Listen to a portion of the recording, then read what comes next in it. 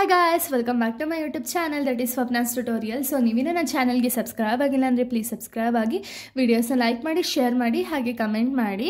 So ಇವತ್ತು ನಾನು ಮಾಡ್ತಿರೋ ಸಬ್ಜೆಕ್ಟ್ ಯಾವುದು ಅಂದರೆ ಸೆಕೆಂಡ್ ಸೆಮ್ BComನ ಹ್ಯೂಮನ್ ರಿಸೋರ್ಸ್ ಮ್ಯಾನೇಜ್ಮೆಂಟ್ ಅನ್ನೋ ಒಂದು ಸಬ್ಜೆಕ್ಟ್ನ ಎಕ್ಸ್ಪ್ಲೈನ್ ಮಾಡ್ತಿದ್ದೀನಿ. ಅದರಲ್ಲಿ ಚಾಪ್ಟರ್ 2ನ ಎಕ್ಸ್ಪ್ಲೈನ್ ಮಾಡ್ತಿದ್ದೀನಿ. ಯಾವುದು ಅಂದರೆ dynamics of employee management relationship ಅಂತ ಹೇಳಿ. ಇದು ಪಾರ್ಟ್ 10 ವಿಡಿಯೋ ಆಗಿದೆ ಆ್ಯಂಡ್ ಈ ಒಂದು ಚಾಪ್ಟರ್ನ ಲಾಸ್ಟ್ ವಿಡಿಯೋ ಆಗಿದೆ. ಓಕೆನಾ ಇದು. ಸೊ ಇದಾದಮೇಲೆ ನೆಕ್ಸ್ಟ್ ಥರ್ಡ್ ಚಾಪ್ಟರ್ನ ನಾನು ಎಕ್ಸ್ಪ್ಲೈನ್ ಮಾಡ್ತಾ ಹೋಗ್ತೀನಿ. ಸೊ ನಾನು ಪ್ರೀವಿಯಸ್ ವೀಡಿಯೋದಲ್ಲಿ ನಾನು ಟ್ರೈನಿಂಗ್ ಆ್ಯಂಡ್ ಡೆವಲಪ್ಮೆಂಟ್ ಬಗ್ಗೆ ಹೇಳಿದೆ. ಬಟ್ ಇದರಲ್ಲಿ career development and career management ಬಗ್ಗೆ ಹೇಳ್ತಾ ಹೋಗ್ತೀನಿ. ಓಕೆನಾ.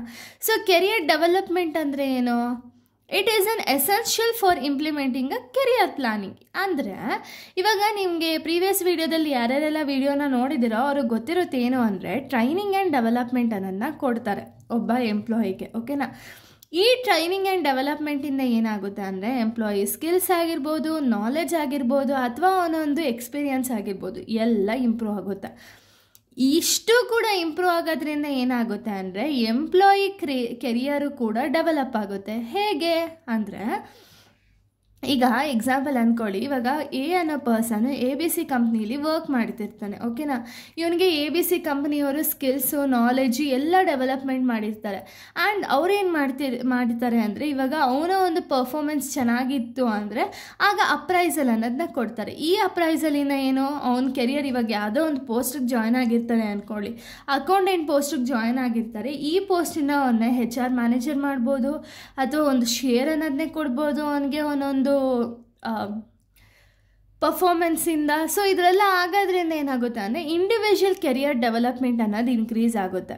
ಓಕೆನಾ. ಸೊ ಇದ್ರ ಇಂಪಾರ್ಟೆನ್ಸ್ ಏನು, ಇಂಪಾರ್ಟೆನ್ಸ್ ಅಥವಾ ನೀಡ್ಸ್ ಏನು ಕೆರಿಯರ್ ಡೆವಲಪ್ಮೆಂಟು ಅಂದರೆ ಇಂಪ್ರೂವ್ ಆರ್ಗನೈಸೇಷನಲ್ ಗುಡ್ ವಿಲ್ ಅನ್ನೋದು ಇನ್ಕ್ರೀಸ್ ಆಗುತ್ತಾ? ಯಾವ ರೀತಿ ಅಂದರೆ ಇವಾಗ ಪರ್ಫಾರ್ಮೆನ್ಸ್ ಅನ್ನೋದು ಚೆನ್ನಾಗಿತ್ತು ಆ್ಯಂಡ್ ಪರ್ಫಾರ್ಮೆನ್ಸ್ ಅನ್ನೋದು ಪ್ರಾಪರಾಗಿತ್ತು ಅಂದರೆ ಒಬ್ಬ ಎಂಪ್ಲಾಯಿದು ಆರ್ಗನೈಸೇಷನಲ್ ಗೋಲ್ಸ್ನ ರೀಚ್ ಮಾಡೋದ್ರ ಕಡೆ ಅವನು ಕಾನ್ಸಂಟ್ರೇಷನ್ ಅನ್ನೋದನ್ನ ಮಾಡ್ತಾನೆ. ಇದರಿಂದ ಏನಾಗುತ್ತೆ ಆರ್ಗನೈಸೇಷನಲ್ ಗುಡ್ ವಿಲ್ ಅನ್ನೋದು ಇನ್ಕ್ರೀಸ್ ಆಗುತ್ತೆ. Next reduces employee frustration. ಅಂದರೆ ಎಂಪ್ಲಾಯಿಗೆ ಒಂದು ತಲೆನೋವು ಅನ್ನೋದಿರುತ್ತಲ್ಲ, ಇವಾಗ ಅಯ್ಯೋ ಇಷ್ಟೊಂದು ಕೆಲಸ ನಾನೇ ಮಾಡಬೇಕಾ, ಅಥವಾ ಇಷ್ಟೊಂದು ವರ್ಕ್ನ ಕೊಡ್ತಿದ್ದಾರೆ, ಅಥವಾ ಅಲ್ಲಿ ಒಂದು ಕಾನ್ಫ್ಲಿಕ್ಟ್ಸಿಂದನೋ ಅವ್ರಿಗೆ ಒಂದು ಫ್ರಸ್ಟ್ರೇಷನ್ ಅನ್ನೋದನ್ನ ಮೂಡಿರುತ್ತೆ. ಈ ಕೆರಿಯರ್ ಡೆವಲಪ್ಮೆಂಟ್ ಅಥವಾ ಅವ್ರಿಗೊಂದು ಅಪ್ರೈಸಲ್ ಅನ್ನೋದು ಕೊಡೋದ್ರಿಂದ ಏನಾಗುತ್ತೆ ಅಂದರೆ ಅವರ ಒಂದು ಫ್ರಸ್ಟ್ರೇಷನ್ ಅನ್ನೋದು ರೆಡ್ಯೂಸ್ ಆಗುತ್ತೆ. Next attracting and retaining talent. So ಇದರಿಂದ ಕೆರಿಯರ್ ಡೆವಲಪ್ಮೆಂಟ್ ಆಗೋದ್ರಿಂದ ಅಥವಾ ಕಂಪ್ನಿಯಲ್ಲಿರೋದೇ ಒಂದು ಪ್ರಮೋಷನ್ ಅನ್ನೋದನ್ನ ಕೊಡೋದ್ರಿಂದ ಏನಾಗುತ್ತೆ ಅಂದರೆ ಅವ್ರು ಅಲ್ಲೇ ರಿಟೈನ್ ಆಗ್ತಾರೆ. ಆ್ಯಂಡ್ ಈ ಒಂದು ಇಷ್ಟೊಂದು ಬೆನಿಫಿಟ್ ಕೊಡ್ತಿದ್ದಾರೆ ಅಂತ ಬೇರೆಯವ್ರಿಗೆ ಗೊತ್ತಾದರೆ ಅವ್ರೇನಾಗ್ತಾರೆ ಅಂದರೆ ಈ ಒಂದು ಕಂಪ್ನಿಗೆ ಜಾಯ್ನ್ ಆಗ್ತಾರೆ. ಓಕೆನಾ. ಸೊ ಇದರಿಂದ ಏನಾಗುತ್ತೆ ಅಂದರೆ ರಿಟೈನ್ ಆಗ್ತಾರೆ ಎಂಪ್ಲಾಯೀಸ್ ಆ್ಯಂಡ್ ಅಟ್ರಾಕ್ಟ್ ಆಗ್ತಾರೆ. Next making available needed talents. ಅಂದರೆ ಏನು ಇವಾಗ ಒಂದು ಅಂದರೆ ಎಲ್ಲರಿಗೂ ಗೊತ್ತಿದೆ, ಸ್ಟಾಫಿಂಗ್ ಅಂದರೆ ಎಲ್ಲರಿಗೂ ಗೊತ್ತಿರುತ್ತೆ, right man for a right job ಅಂತ ಹೇಳಿ. ಅದೇ ರೀತಿ ಈಗ ಎಲ್ಲ ಫೆಸಿಲಿಟೀಸ್ನ ಕೊಡ್ತಿದ್ದಾರೆ ಅಂದರೆ ಅಲ್ಲಿ ಒಂದು ಟ್ಯಾಲೆಂಟ್ಸ್ ರಿಕ್ವೈರ್ಮೆಂಟ್ ಏನಿದೆ ಅದು ಪ್ರಾಪರಾಗಿ ಫಿಲಪ್ ಆಗಿರುತ್ತೆ. ಆ್ಯಂಡ್ ಇವಾಗ ಯಾವ್ದಾದ್ರು ಟ್ಯಾಲೆಂಟ್ಸ್ ಹೊಸದಾಗಿ ಜಾಯ್ನ್ ಆಗ್ತಿದ್ದಾರೆ ಅಂದರೆ ಯಾರು ಸೂಟೇಬಲ್ ಇರ್ತಾರೋ ಅವ್ರನ್ನ ಅವರು ಒಂದು ಸೆಲೆಕ್ಟ್ ಮಾಡಿ ಒಂದು ಪ್ಲೇಸ್ಮೆಂಟ್ ಅನ್ನೋದನ್ನ ಕೊಡ್ತಾರೆ. ಓಕೆನಾ. Next career management. ಇಷ್ಟು ಕೂಡ ಕೆರಿಯರ್ ಡೆವಲಪ್ಮೆಂಟ್ ಬಗ್ಗೆ. ಇನ್ನು ಕೆರಿಯರ್ ಮ್ಯಾನೇಜ್ಮೆಂಟ್ ಬಗ್ಗೆ ನಾವು ನೋಡೋದಾದರೆ it is a structured process through which individual plan, develop and manage their professional growth over time. ಅಂದರೆ ಏನು ಇದೊಂದು ಸ್ಟ್ರಕ್ಚರ್ಡ್ ಪ್ರೋಸೆಸ್. ಅಂದರೆ ಏನು ಇದಕ್ಕೊಂದು ರೂಲ್ಸ್ ರೆಗ್ಯುಲೇಷನ್ಸ್ ಇರುತ್ತೆ ಆ್ಯಂಡ್ ಈ ಥರನೇ ಮಾಡಬೇಕು ಅಥವಾ ಹೀಗೆ ನಡ್ಕೋಬೇಕು ಅನ್ನೋದು ಒಂದು ಸ್ಟ್ರಕ್ಚರ್ಡ್ ಪ್ರೋಸೆಸ್ ಆಗಿದೆ. Through which individual plan, develop and manage the professional growth over time. ಅಂದರೆ ಏನು ಇವಾಗ ಡೆವಲಪ್ಮೆಂಟ್ ಆಗೋದ್ರಿಂದ ಏನಾಗುತ್ತೆ ಅಂದರೆ ಕೆರಿಯರ್ ಮ್ಯಾನೇಜ್ಮೆಂಟ್ ಅನ್ನೋದು ಆಗುತ್ತೆ. ಯಾವ ರೀತಿ ಇದಕ್ಕೂ ಏನು ಸಂಬಂಧ ಅಂದರೆ ಇವಾಗ ಕೆರಿಯರು ಡೆವಲಪ್ಮೆಂಟ್ ಆಯಿತು ಅಂದ್ಕೊಳ್ಳಿ, ಇಂಡಿವಿಜುವಲ್ ಸ್ಕಿಲ್ಸ್ ಡೆವಲಪ್ ಆಗುತ್ತೆ, ನಾಲೆಜ್ ಡೆವಲಪ್ ಆಗುತ್ತೆ, ಎಕ್ಸ್ಪೀರಿಯನ್ಸ್ ಡೆವಲಪ್ ಆಗುತ್ತೆ. ಇದರಿಂದ ಅವರು ಒಂದು ಮ್ಯಾನೇಜ್ಮೆಂಟ್ ಏನು ಕೆರಿಯರ್ ಮ್ಯಾನೇಜ್ಮೆಂಟ್ ಏನಿದೆಯಲ್ಲ ಅದು ಓವರ್ ಟೈಮಲ್ಲಿ ಗ್ರೋತ್ ಆಗುತ್ತೆ. ಓಕೆನಾ. ಅದನ್ನು ನಾವು ಕೆರಿಯರ್ ಮ್ಯಾನೇಜ್ಮೆಂಟ್ ಅಂತ ಹೇಳಿ ಕರಿತೀವಿ.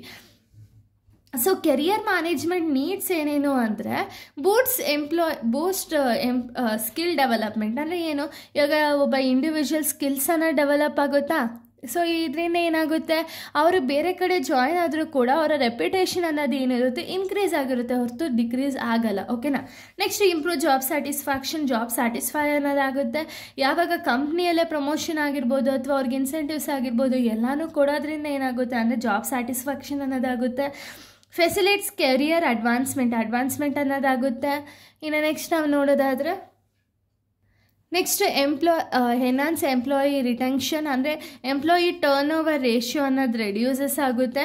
ನೆಕ್ಸ್ಟು ಇನ್ಕ್ರೀಸಸ್ ಆರ್ಗನೈಸೇಷನಲ್ ಪ್ರೊಡಕ್ಟಿವಿಟಿ, ಅಂದರೆ ಏನು ಅಂದರೆ ಇವಾಗ ಎಂಪ್ಲಾಯಿ ಪ್ರಾಪರಾಗಿ ಆರ್ಗನೈಸೇಷನಲ್ಲಿ ವರ್ಕ್ ಮಾಡ್ತಿದ್ದಾನೆ ಅಂದರೆ ಆರ್ಗನೈಸೇಷನಲ್ ಪ್ರೊಡಕ್ಟಿವಿಟಿ ಆಗಲಿ ಅಥವಾ ಆರ್ಗನೈಸೇಷನಲ್ ಗೋಲ್ ಆಗಲಿ ಎರಡೂ ಕೂಡ ಇನ್ಕ್ರೀಸ್ ಆಗುತ್ತೆ. ನೆಕ್ಸ್ಟ್ ಬಿಲ್ಡ್ಸ್ ಫ್ಯೂಚರ್ ಲೀಡರ್ಸ್, ಅಂದರೆ ಏನು ಇವಾಗ ಇವ್ರಿಗೆ ಎಕ್ಸ್ಪೀರಿಯನ್ಸ್ ಆಗ್ತಾ ಬೇರೆಯೊಬ್ಬರನ್ನ ಅಂದರೆ ಬೇರೆಯವ್ರಿಗೆ ಕೋಚ್ ಮಾಡೋದಾಗಿರ್ಬೋದು ಅಥವಾ ಬೇರೆಯವ್ರಿಗೆ ಒಂದು ಹೇಳ್ಕೊಡೋದಾಗಿರ್ಬೋದು ಇದನ್ನೆಲ್ಲ ಇಂಪ್ರೂವ್ ಆಗ್ತಾ ಹೋಗುತ್ತೆ. ಸೊ ಅದಕ್ಕೆ ಫ್ಯೂಚರ್ ಲೀಡರ್ಸ್ ಅನ್ನೋರು ಕೂಡ ಇಂಪ್ರೂವ್ ಆಗ್ತಾ ಹೋಗ್ತಾರೆ. ಓಕೆನಾ. ಸೊ ಇಲ್ಲಿಗೆ ಸೆಕೆಂಡ್ ಚಾಪ್ಟರ್ ಅನ್ನೋದು ಕಂಪ್ಲೀಟ್ ಆಗುತ್ತೆ. ಇನ್ನು ನೆಕ್ಸ್ಟ್ ವೀಡಿಯೋದಲ್ಲಿ ನಾನು ಥರ್ಡ್ ಚಾಪ್ಟರ್ನ ಎಕ್ಸ್ಪ್ಲೈನ್ ಮಾಡ್ತೀನಿ. So thank you guys, thanks for watching.